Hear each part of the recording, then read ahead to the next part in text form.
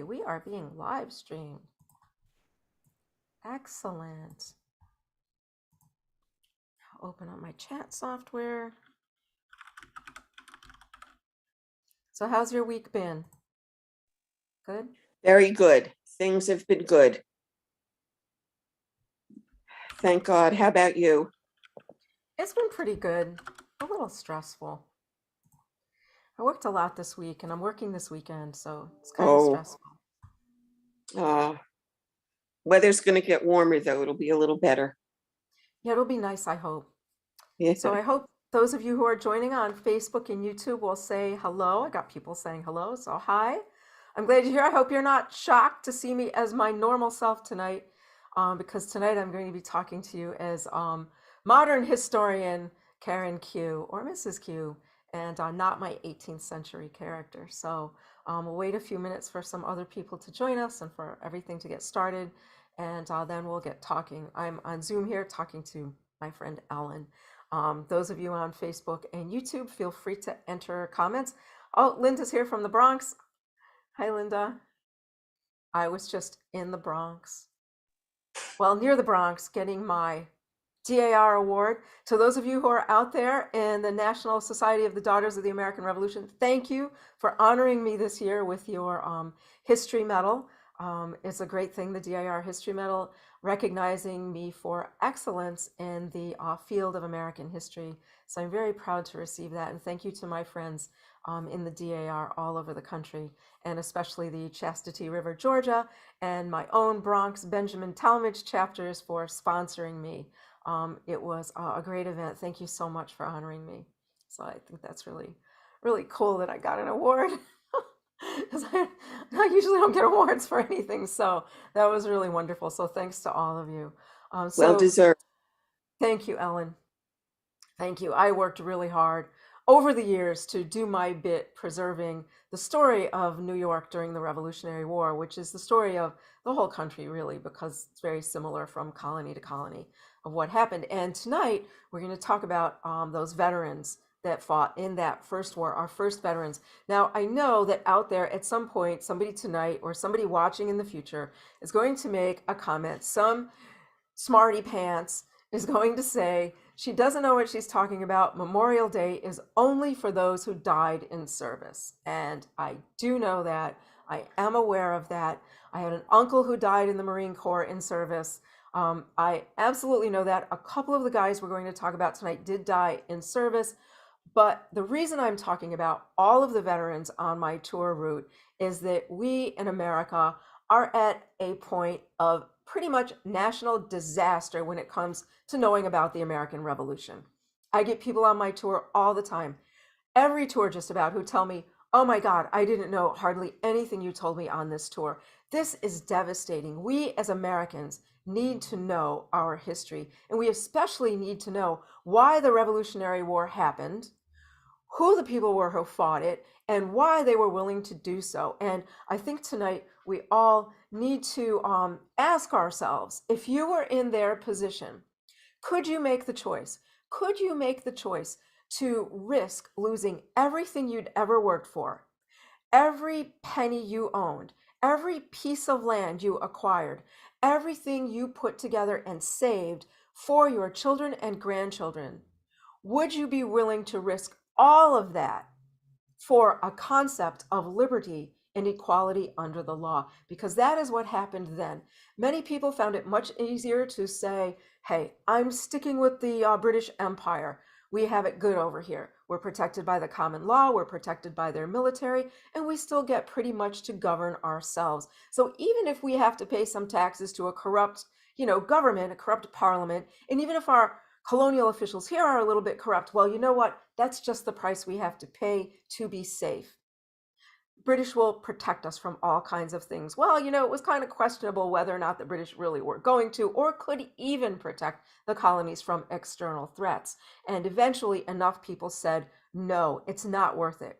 The false sense of safety, the stealing of our prosperity, the curtailment of our liberties is not worth it. We are willing to take the chance to fight to be our own nation. Now, please remember that every officer I'm going to be talking about tonight, if we lost, would have been hanged for treason, would have been executed, and their families would have been stripped of all their wealth and property. There is no question to that. So everyone I'll be talking about tonight is taking an enormous risk when they accept that commission from the Congress as an officer.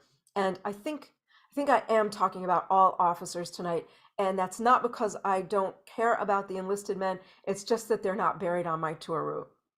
There are plenty of other New York guys I'm not going to talk about tonight, only those we see every day on my tour route. So I'm not intentionally slighting anyone. I don't think I'm also going to be talking about any naval officers because they're not buried here either. Let me just check on some of these comments. Oh, lots of congratulations on my award. Thank you all for the congratulations. Ken Noss says, liberty or death, exactly. And they meant it, because if they failed, it would have been death. So this was a very difficult decision. Also, keep in mind, as we talk about these soldiers, they not only were risking everything, they were fighting in a war without an army.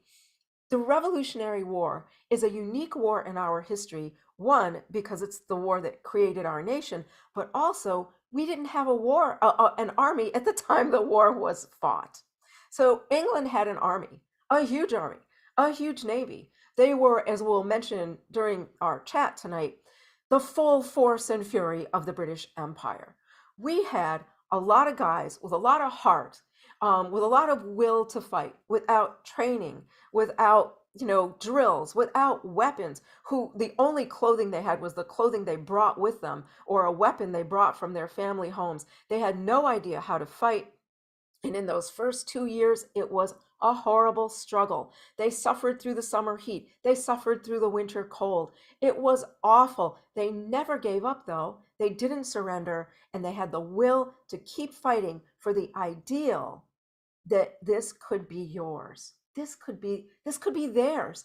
All of it could be their own. And that kept them fighting until the end. We have no idea, really, the kind of suffering these soldiers experienced during this war, fighting such an enormous enemy that was so, out-equipped, out-trained, out-financed, but still the men and women here won. So tonight we're going to pay tribute to them and hopefully learn some American history, because if we don't know our history, we don't know who we are. And some of you might disagree with that, but we must know our history to know who we are as a people. We must know why the Revolutionary War was fought. We must know who fought it and why, and we must know how this nation came together. Otherwise, we are lost. So that's some of what you get on a tour. So if you take a tour with me, some of the introduction you'll get is my strong feelings about the importance of American history. And of course, it's part of the reason I won my DAR award. So we're going to start tonight with St. Paul's Chapel and the men buried at St. Paul's Chapel. And let me find our first. Oh, I'm sorry, we're not starting at St. Paul's Chapel. Let me back up. We're starting at City Hall Park. Where is he? Uh-oh.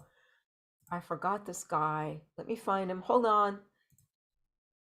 How could I forget him? Some of you know who he is. We're starting tonight with a statue in our City Hall Park that you can see here facing the City Hall, Mr. Nathan Hale. And Nathan Hale is not from New York, and he's not buried in New York because we've never found his body, but he was executed in New York. Nathan Hale, this is picture down here, was a young man who attended Yale College, otherwise known as the Nursery of Sedition and Rebellion. Yale and Princeton were the Presbyterian schools despised by the Anglicans and Loyalists. And after he graduated Yale, he taught, and then he, of course, enlisted in the Revolutionary War. Young Hale enlisted in the Connecticut militia. It was called Knowlton's Rangers. And in the summer of 1776, you might know this story, he volunteered to spy for General Washington. And his spying mission consisted of putting on civilian clothes, crossing from Connecticut to New York across the Long Island Sound over to the North Shore of Long Island, and moving into New York City as close as he could get to figure out what the British plans were for attacking the island of Manhattan. One night I'm going to do an episode just on the year 1776 and the two important timelines, the political timeline in Philadelphia and the military timeline in New York. So this is part of the battle for New York in 1776. And it's pretty much agreed there are many stories about Nathan Hale. It's pretty much agreed that he was caught very quickly after landing on Long Island. He claimed he was trying to get into New York to work as a teacher, and he had his teaching certificate as he was working as a teacher in Connecticut. He also had his Yale diploma, so he's an educated gentleman. But when they searched his clothes, they found his commission papers and that he was an officer in the enemy forces in civilian clothes behind British lines. He was taken to British Commander General William Howe, who declared him to be a spy and sentenced him to hanging the next morning. On September 22nd, 1776, 21-year-old Nathan Hale went to his death by hanging near where Bloomingdale's is today, near what was called the Dove Tavern.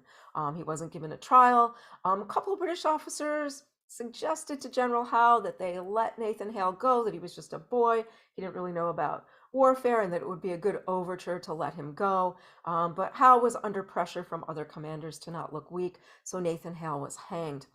His body, this is the part of the story you probably didn't learn in school, his body was left hanging for 3 days next to a wooden cutout of a soldier called George Washington. And at the end of 3 days of rotting in the sun, was thrown in an unmarked grave, a ditch somewhere, and buried. And Nathan Hale's remains were never located to this day. Today we remember him for the story, his last words, "My regret is that I have but one life to give to my country," most likely made up by his commander, who did not want his death to be noted as simply killed in action, wanted him to be noted for something better than that. So today in City Hall Park, thanks to the Sons of the Revolution in New York, we have the statue of Nathan Hale, and in his hometown of Coventry, Connecticut, is an empty tomb and a monument saluting this brave young man, one of the first to give his life for our nation. So Nathan Hale, our first soldier of the night, who did die in action. Now we'll go on to St. Paul's Chapel. For our first soldier there, I have so many pictures to show you tonight, and I think other than that, they're all in order. Our next soldier, Major General Richard Montgomery, who is among the first to die in the Revolutionary War, and he is the very first officer commissioned by the Continental Congress to die in service to the country. And down here is Major General Montgomery, and up here is the monument that is on St. Paul's Chapel window on his behalf. Major General Montgomery was originally from Ireland. He himself was a graduate of Trinity College, and he fought as a British officer in the French and Indian War. So he's a British guy, right? Fighting for Britain. I mean, he's Irish, but part of the British Empire. He's loyal to the king. He's fighting in the French and Indian War. And after the war, he seeks a higher commission, and he's refused. Maybe he was refused because he was Irish. Maybe he was refused because he was a graduate of Trinity College, which was kind of known as a source of troublemakers at that time. For whatever reason, he was refused. Montgomery sold his commission, came to America, settled in the Hudson Valley, bought land, became a gentleman farmer, and married a Livingston daughter, for those of you who know who the Livingstons were. So he marries into a very powerful Hudson Valley family. And in 1775, Montgomery was commanding the 1st New York Regiment of the Continental Army at the battles of Montreal and Quebec. If you remember, we were heading up into Canada, hoping we could beat the British in Canada and get our friends in Canada to join up with us. Montgomery and Arnold were successful at Montreal. Arnold is commanding the other regiments, but they fail at Quebec, and Major General Montgomery is killed in that battle. Right when the battle opens, he's killed by artillery fire. Some of you might know that a young officer named Aaron Burr was standing right next to him, and Burr was, splattered with Montgomery's blood. Montgomery's death was so traumatic that there are a whole bunch of portraits drawn, paintings of the death of Montgomery, and let me find one for you here. Here we go. The Death of Montgomery, 2 paintings of Montgomery being killed, both very dramatic in nature. My personal favorite is the one on the bottom by Alonzo Chappell, and I've forgotten who drew the one on the top. But this was shocking to Americans, that Montgomery, only 37 years old and much loved, was killed in this battle. The Congress wanted to commission the monument you saw in the last frame at St. Paul's in his honor. And it was made in Paris and installed at St. Paul's Chapel after the war in 1787. Let me get that back for you. It's a beautiful monument. There is Montgomery. There he is. And there's the monument up there. You see it from the Broadway side. And interred beneath the monument are his remains. Many years later, his wife asked to have his remains removed from Quebec, and they were moved here, interred in the monument, and she is interred with him as well. I think it was one of the Janet Livingstons, or a whole bunch of Janet Livingstons. So this is his wife, Mrs. Livingston. So this is our first commissioned officer to die in service to the nation, Major General Richard Montgomery, commemorated at St. Paul's Chapel. And let's move on. Who do we have next in St. Paul's Chapel? I walk this walk every day, so here we go. Here's our next soldier, and I need a little bit of notes for this guy. This is Captain William Talbot, and he served in the 17th Regiment Light Dragoons, who you military buffs will know is a royalist unit under the command of Colonel Bannister Tarleton, the infamous British commander immortalized in the Mel Gibson movie The Patriot as Tavington, played by Jason Isaacs. Tarleton was a bad guy. He wasn't that bad, but he was bad. And this is one of New York's young men who opted to fight in a royalist regiment. Now, today, I get children on my tour all the time. Like, who would fight for the king? Well, as I mentioned, many people believed that their lives here under the crown were the best that they could ever imagine. They're under the protection of the British Empire. They have the common law that protects them. The common law was phenomenal at that time. There's nothing else like it in the world. The common law, they have the Army and the Navy. The Navy protects their ships at sea. The Army protects them on the frontier, with a little mischief going on as well. But in general, they felt that that was the best deal possible. Also remember, since we don't study British history, that the British had a little experiment with republicanism, or a republic form of government, under the name of someone named Oliver Cromwell, and that worked out very poorly for them. So their view is a republic or self-government will be chaos, anarchy, death, and destruction. So those people, of course, are going to stay with the king. They'll be loyal.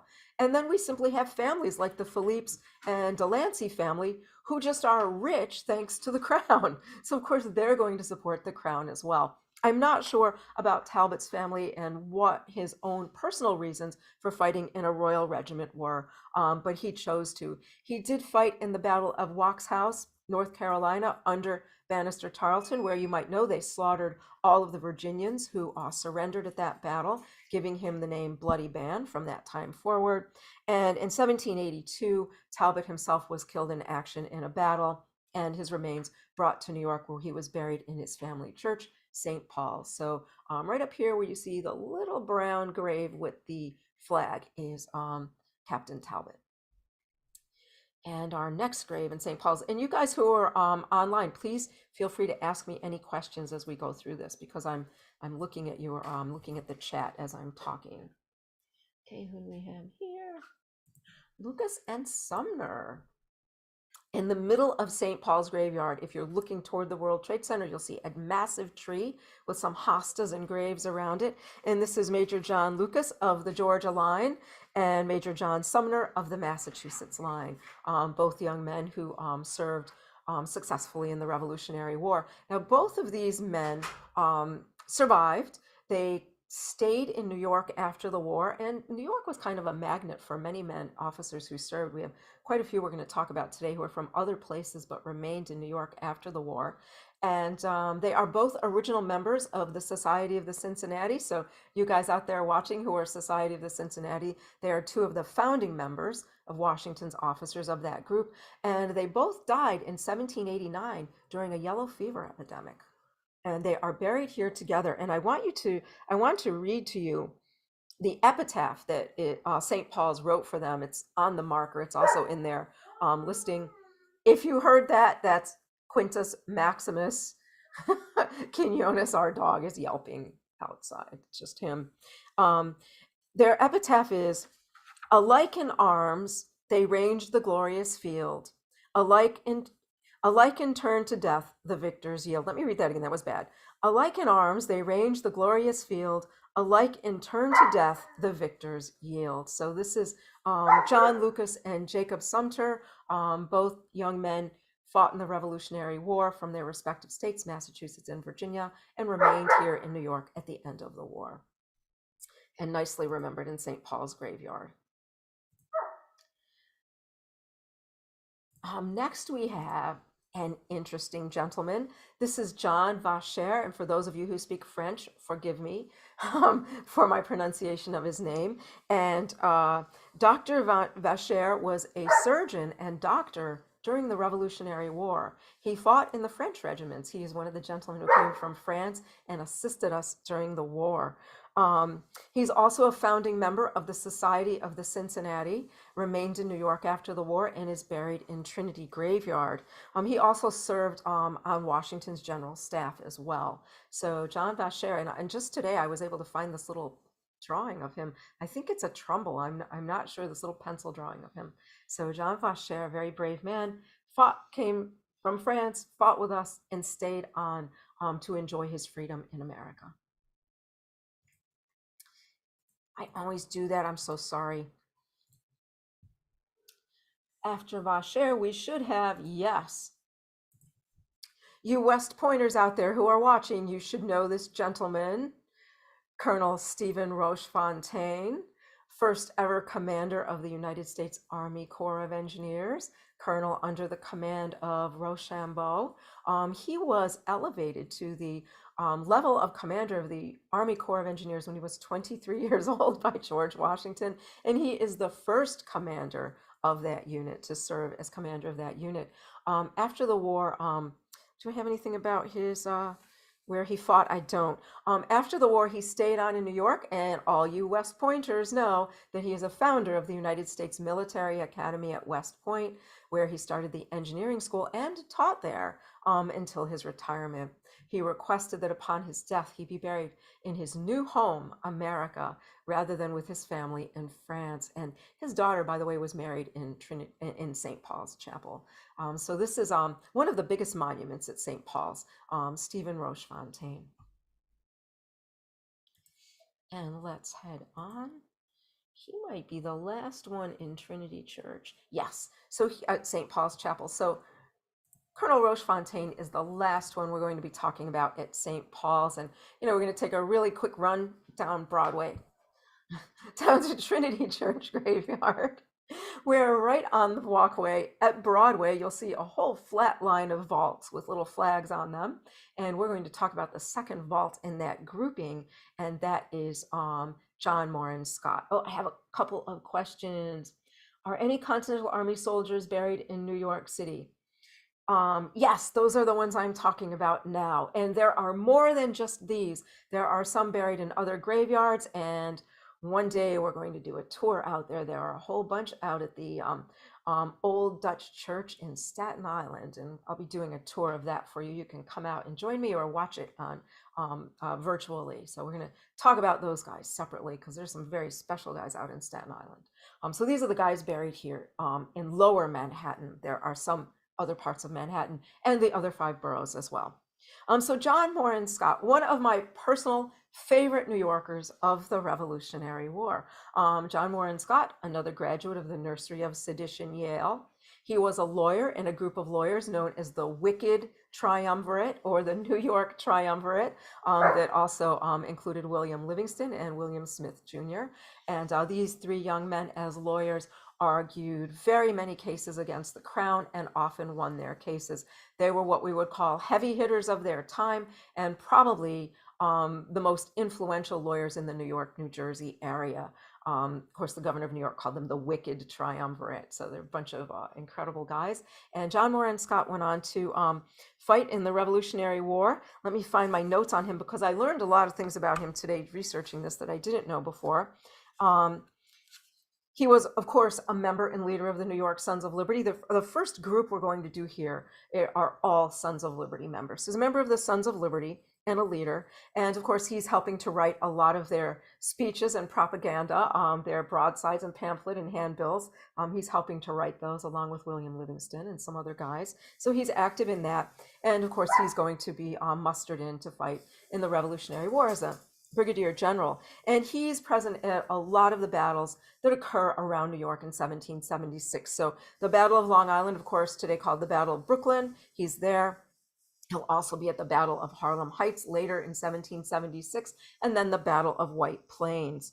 So he's going to fight around New York. And then after the war leaves New York, he's going to stay on in New York with some other commanders to secure the area around New York. We're going to be off the island throughout the whole war, but we're still going to hold some important areas around the island. And he'll be doing that for the remainder of the war. Now, John Morin Scott was a very wealthy guy, and he owned, are you ready? All of the land where the theater district is today was all his land. He owned all of that. He also owned a great deal of land in Brooklyn, and he's one of the officers that tried to convince Washington not to evacuate from Brooklyn Heights during the Battle of Long Island because he didn't want to give up the land that was his in Brooklyn. He was afraid he would never get that land back. So he kind of lost on that front, and it came over to New York anyway. So at the end of the war, he gets all of his land back, sells a lot of it off, and of course, he's a very, very wealthy man. Now, as a lawyer, he not only argued a number of cases that were the precedent for some of the things we find in the Bill of Rights, and particularly the First Amendment, but he also helped establish the first legal lending library for law students, and he and William Livingston also established the moot court system that legal students learn today. So he's a great founder of New York, and on his burial epitaph in Trinity Church, it says, "Herein lies John Morin Scott, who was a thorn in the side of this church every day he walked this earth." Which is wonderful because Scott is one of the lawyers who really fought against the power of the Church of England, which Trinity Church was before the Revolutionary War. So here is the great John Morin Scott, one of my all-time favorite New Yorkers. I know most of the guys I like are much more extreme and crazy than him, but I really do like him. Some of you guys know who my ultimate favorite guys are, and women. And after J.M. Scott, we have, some of you may know who this gentleman is, General John Lamb, commander of the 2nd Continental Artillery. Some of you may have seen Lamb's artillery reenactment group at all kinds of reenactments along the East Coast as they go out and reenact the battles which they participated. John Lamb was another member of the Sons of Liberty. He was a wine merchant. He was one of the more eloquent members of the Sons of Liberty when he got up on the stump and spoke to everyone. He was very popular. And he's going to go in and be an artillery commander. General Lamb's artillery fights everywhere. I have a whole list of battles here. He, of course, also is fighting with General Montgomery at Quebec. So these guys are going to be up there in Quebec in 1775. They're going to return to New York. And for those of you who know the Alexander Hamilton story of them stealing the cannon in 1775 from the battery, 76, I'm sorry, from the battery, and bringing it up the Broadway to steal it from the English. That was John Morin Scott's unit that did that. I'm sorry, General Lamb's unit that did that. They also were present at the incredible Battle of Monmouth, which I am planning to attend this year. Please remember the Battle of Monmouth, which was an incredibly awful battle. It was 100 degrees. These guys were fighting in their wool uniforms. Many of them got heat stroke and got sick. And some of you may know that Aaron Burr had such an intense case of heat stroke at Monmouth that it made him sick for the rest of his life and caused him to resign his commission a couple of years later. So please remember the men at Monmouth. And I'll be talking some more about Monmouth and whether I'm going to be there in civilian or Mrs. Q garb. I haven't decided yet. So maybe some of you will come out to the Battle of Monmouth this year. It's in June. Let's see, John Lamb, so the Battle of Monmouth, and he's at the siege of Yorktown at the end of the war, and it's John Lamb's artillery which fires the first shot in the siege at Yorktown. So great General Lamb's artillery, and you can see his grave site here. I'll just tell you a funny story at my own expense. When I was first mapping out my Revolutionary War tour, now nearly 20 years ago, unbelievably, I was in Trinity Graveyard looking for his grave site. I went in and asked the staff inside, "Oh, do you know where John Lamb is?" And they look on a map and they're like, "Oh, we're not sure. He's in this section over here somewhere." And you can see there's a little fence behind him.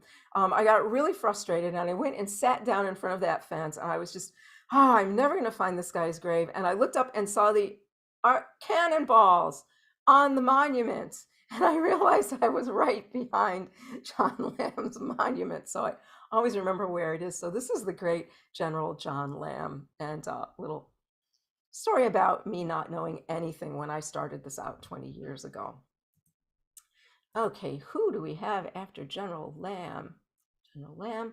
Oh, another favorite for you fans of the Sons of Liberty, General Colonel Marinus Willett, another member of the New York Sons of Liberty, very active member. He was also under the command of General Montgomery at Quebec. He fought at the Battle of Monmouth, but mostly Colonel Willett is known for the defense of the Mohawk Valley and the battles in which he was present in upstate New York during the war.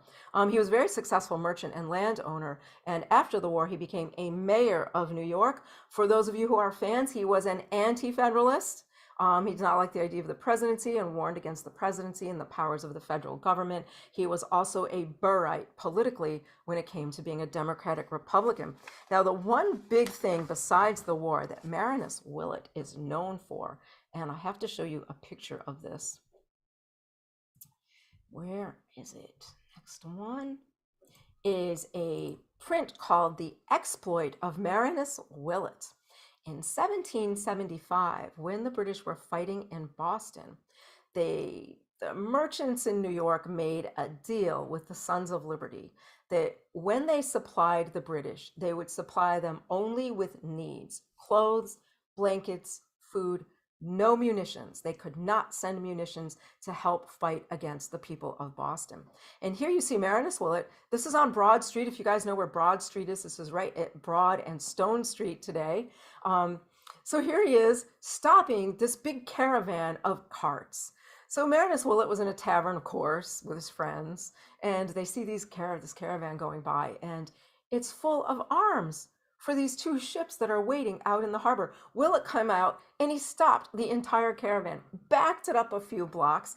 British officers came down to see what was going on, and by then Willett was yelling that, this is in violation with your agreement with the Sons of Liberty and the association. You're in violation. This is illegal. You can't take these arms to Boston. And some story says he got up on one of the carts to address everyone, and that he then started talking to the British regulars. And British regulars aren't treated very well, right? These are guys who are, some of the poorest men in England. Some of them are prisoners. Life in the army is better than life in England for many of them. That's why they're fighting. So he gets up and he says to the guys, hey, if you want to go to Boston and fire upon your fellow British subjects, well, go ahead and we'll gladly meet you there on the field of battle. But if you would like to stay and fight with us, we'll give you the full protection of the Sons of Liberty in New York. And after we win, you will be rewarded with things you can't imagine, things you'll never get if you fight for England. And eyewitnesses said that a bunch of guys threw their red jackets in a pile and went and stood with Marinus Willett. So this is the famous exploit of Marinus Willett. And there are many versions of this as well. He's only 19 or 20 when he did this. He was very young when he did this. And then, of course, went on to be a colonel and a mayor of New York. And after Mr. Willett, where are we? Oh, past the walkway from Colonel Willett. And Randall fought in the 3rd Continental Artillery, and he was wounded 8 times and survived. After that, I don't know if that unit disbanded or what happened with that unit, but he went on to fight with Lamb's artillery. So by the time Lamb got to Monmouth, Randall was fighting with Lamb's artillery. And of course, so he was at Yorktown and all of that. He survived the war. He went on to serve in the New York City Common Council, and he was one of the gentlemen who escorted President Washington on his presidential barge from New Jersey to Wall Street when Washington arrived for his inauguration. So think of that. What a great honor for a young soldier, wounded 8 times, fighting in these grueling battles, surviving the war, and then escorting the new president to his inauguration. So this is the great Thomas Randall here in Trinity Graveyard, Captain Randall. And the next guy, you all know who he is. Where is he? You may not have ever seen this picture of him, but you all know who he is. Alexander Hamilton. And I'm not going to say a lot about Hamilton. Don't get mad at me. I'm not going to say a lot about Hamilton because Hamilton spent most of his military service on General Washington's staff. And that's nothing to laugh at. It is an incredibly important position, but he didn't see a whole lot of action. And, even Hamilton himself was a little bit upset about this and eventually resigned his position on staff so he could go out and fight because he felt like it was a manly thing to do to actually go fight. And this is, I think, John Trumbull's painting of him at Yorktown. So Hamilton, another young man, of course, here from New York, who serves General Washington, fights in the war, and then, of course, goes on to do a whole list of incredible things, right? He comes back to New York, he becomes a lawyer, serves in the Assembly, starts the Bank of New York, attends the Continental Congress, serves as the first Treasury Secretary, and goes on to do a lot of other things, very crafty politician, leader of New York's Federalists, and of course is killed in a duel in 1804 with Vice President Aaron Burr. Aaron Burr, by the way, I'm not talking about his military record because he's not buried here, but Aaron Burr had a very long, distinguished military record in the field as well.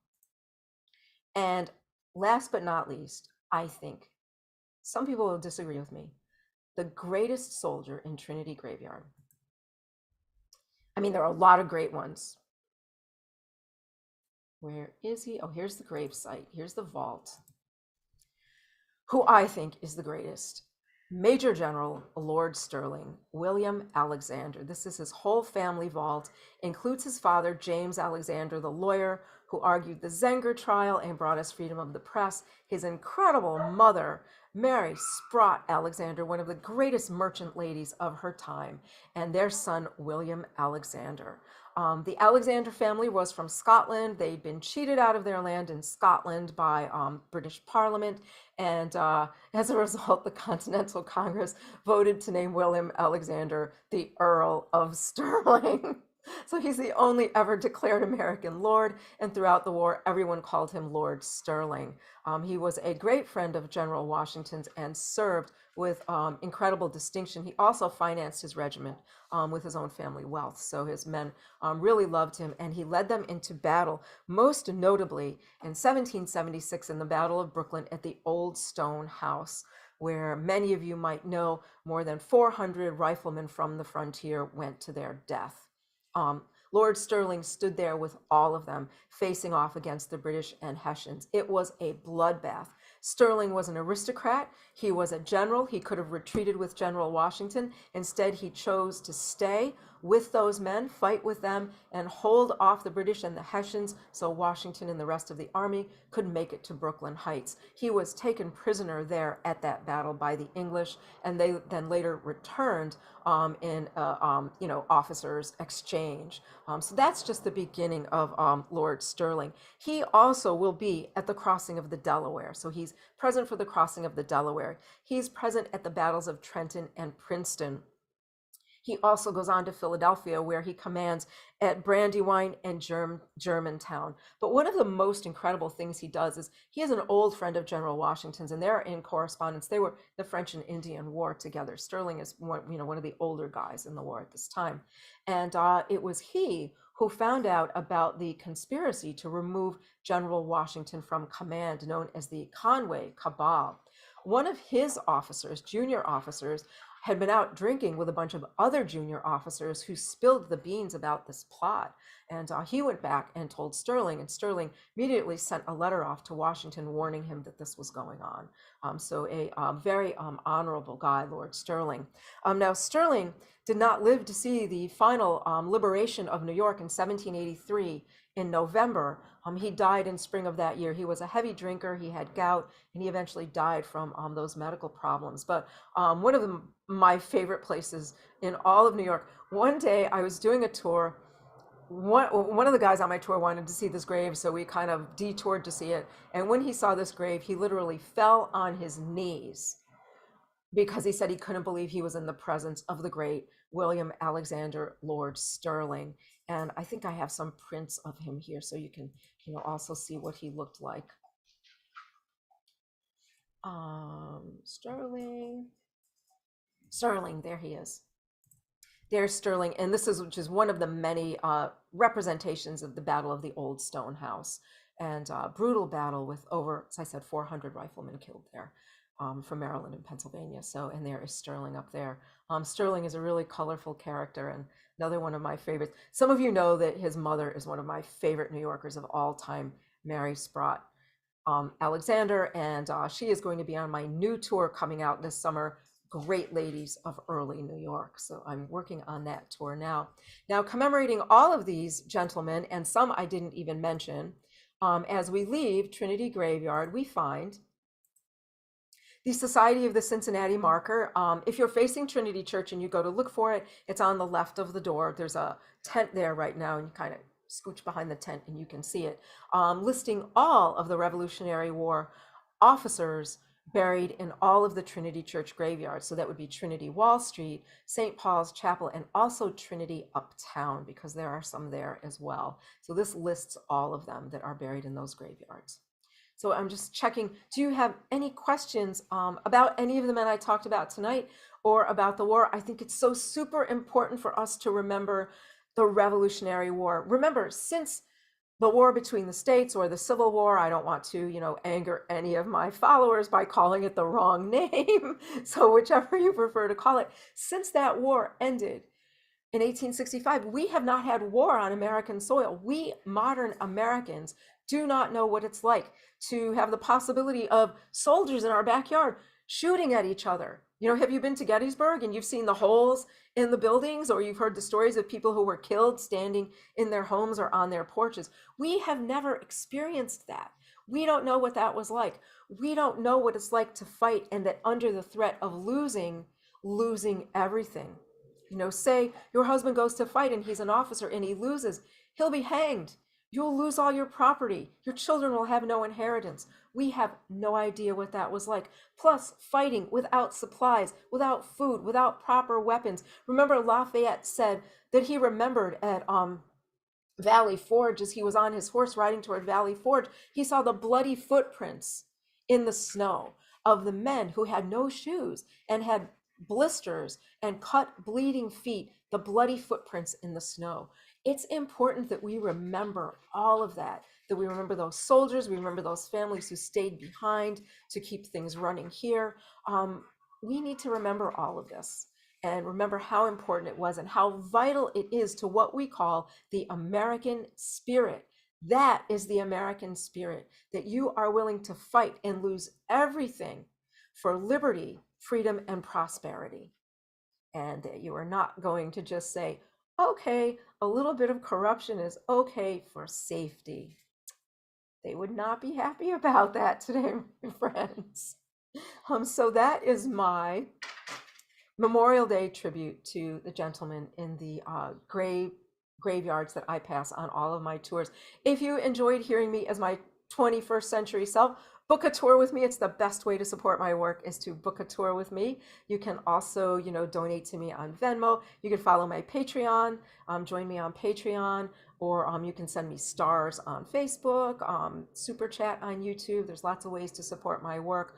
But the best way is to take a tour with me, because then I get to meet you. So thank you all for joining me tonight, and have a wonderful Memorial Day weekend, whatever you're doing. I'm doing tours and lectures, so I'll be out there sharing the story of the Revolutionary War over the weekend. For my friends who are out doing living history, I hope you have great weather and wonderful events. And for the rest of you, I will see you next Friday, back into the 18th century as Mrs. Q. So good night to everyone.